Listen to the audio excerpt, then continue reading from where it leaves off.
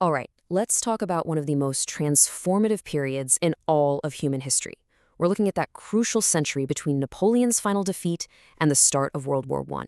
This isn't just about dates and names. This is the story of how steam, steel, and revolution literally forged the modern world we live in today. So, how are we going to tackle this huge topic? We've broken it down into 5 parts. First, we'll look at the new industrial engine that got everything moving. Then we'll dive into the pretty staggering human cost of all that progress. After that, we'll explore the epic clash between the old conservative order and the new forces of revolution. From there, we'll see how new ideas created entirely new kinds of states. And finally, we'll tie it all together to understand how all of this put Europe on a collision course with a world war. Okay, first up, the new industrial engine. This is really the heart of the story, right? We're talking about a whole new economic and technological order that completely reshaped who held power on the world stage. So the big question is, why Britain? Why did it all start there? Well, it turns out Britain had this perfect storm of advantages. You had tons of coal and iron just sitting there ready to be used. You had a strong central bank to fund everything, a government that was super pro-business, and a massive global empire that was basically a captive market for all these new goods. The rest of the continent, not so much. They were often stuck with fewer resources, powerful old-school aristocrats, and even serfdom out in the east. They were playing catch-up from the very beginning. You know, if you had to point to just 2 inventions that really lit the fuse for this whole explosion, it'd be these. First, you've got the spinning jenny. This thing made making textiles ridiculously fast. But the absolute game changer was James Watt's steam engine. This wasn't just about making things faster. It was a brand new source of power. It's what made the whole factory system possible and changed, well, pretty much everything about how we make stuff. And if you want a symbol of Britain's confidence at this time, their sheer swagger, look no further than the Crystal Palace. This wasn't just some building for an exhibition in 1851. This thing was a massive, glittering temple of glass and steel. It was Britain basically screaming to the rest of the world, look what we can do. We've mastered nature. We've mastered industry. We're on top. Okay, so we've seen the shiny side of things, the amazing progress. But there was a dark side, a really dark side. All this industrial growth came at a profound human cost. It didn't just churn out products, it created immense social instability and carved up society into brand new, deeply divided classes. And this industrialization split society into 2 completely different worlds, especially when you look at the family. For the new working class, the proletariat, the family was basically a survival unit. Wages were so low that everyone, and I mean everyone, including little kids, had to work. Now contrast that with the new middle class, the bourgeoisie. For them, you get the cult of domesticity. The man goes to work, and the woman's job is to manage the home. In fact, having a wife who didn't work became this huge status symbol. It showed you'd made it. And people were flooding into the cities from the countryside, millions of them. The result was just an urban onslaught. Cities exploded overnight. People got crammed into these awful tenement buildings with no plumbing, no ventilation.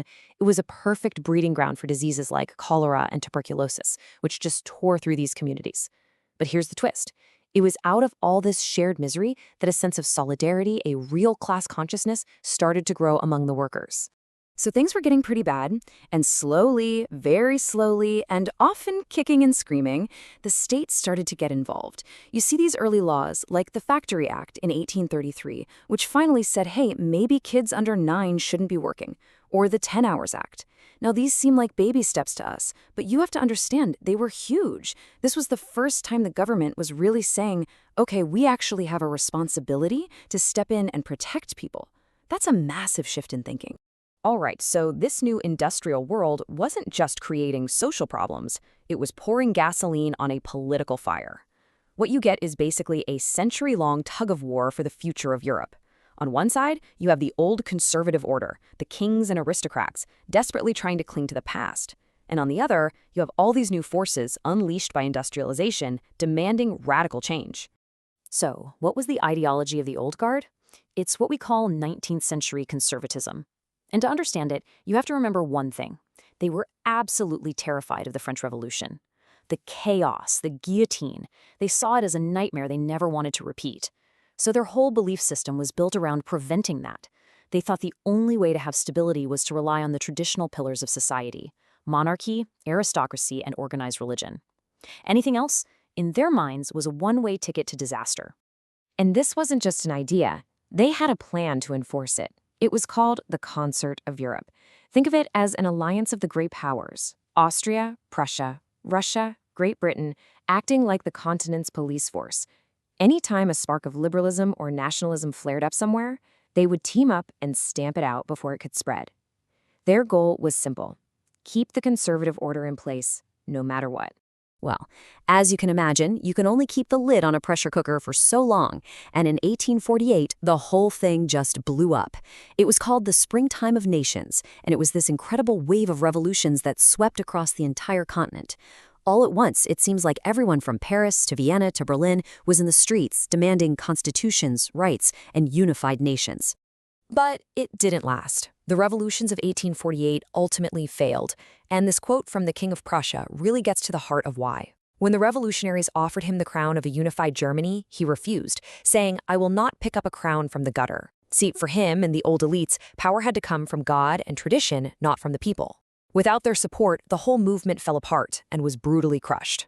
So, 1848 was a massive failure for the revolutionaries. But that defeat didn't make the problems go away. It just changed the game. The conflict shifted from street barricades to a war of ideas, sparking some powerful new ideologies and forcing governments themselves to evolve just to keep up. So in this new battlefield of ideas, you've got three main players. First, there's liberalism, the ideology of the middle class. They wanted individual rights, free markets, and a constitutional government. Then you have socialism, which looked at the massive inequality and said, the whole system is broken. The community, not private individuals, should own all the factories. And then you had the most radical of all, anarchism. They just said, all government is the problem. Let's get rid of it entirely.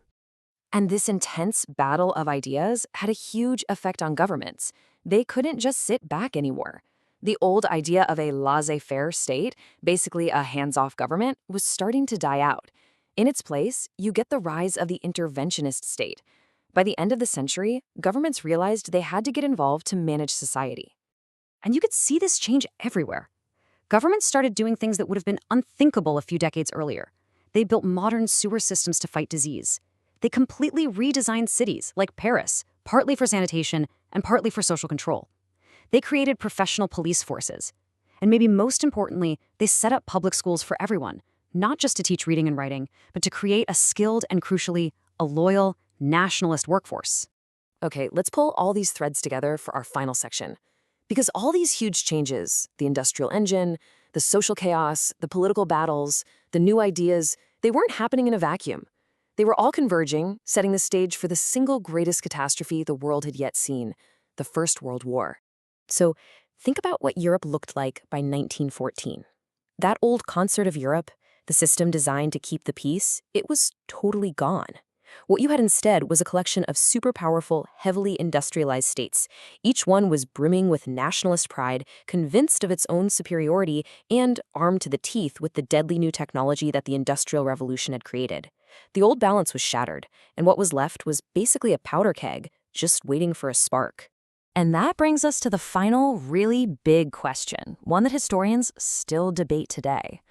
After 100 years of such non-stop radical change, a century that completely remade Europe, was a massive war, something on the scale of World War I, simply inevitable? It's something to really think about.